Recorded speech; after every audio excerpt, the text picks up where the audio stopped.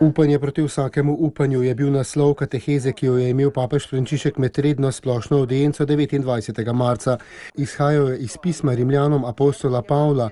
Dejal je, da je to pismo oziroma ta odlomek za nas velik dar.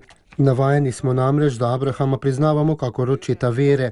Tokrat pa je nam apostol predstavi Abrahama kakor očeta v upanju, da bi tako lahko že pri njem sprejeli oznanilo stajenja in novega življenja, ki premaga zlo in ne samo smrt. Abraham je veroval Boga, ki oživlja mrtve in kliče v bivanje stvari, ki jih ni. Vera se mu ni omajala, čeprav je videl, da mu je telo že zamrlo in da je Sari naročje umrtvelo. Po papeževih besedah je ravno to izkušnja, ki smo jo poklicani živeti tudi mi. Bog, ki se razodeva Abrahamu, je Bog, ki rešuje, Bog, ki vodi ven iz obupanosti, iz smrti, Bog, ki vodi v življenje. Pri Abrahamu vse postane hvalnica Bogu, ki osvobaja in oživlja, vse postane preroštvo. In to postane za nas, ki zdaj prepoznavamo in obhajamo izpolnitev vsega tega v velikonočni skrivnosti.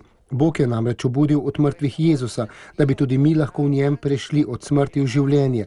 Abraham si torej zares lahko reče oče mnogih narodov, saj si je kakor oznanilo novega človeštva, ki ga je Kristus odkupil greha in smrti in ki je enkrat za vselej vpeljano v objem Božje ljubezni, je dejal papež Frančišek.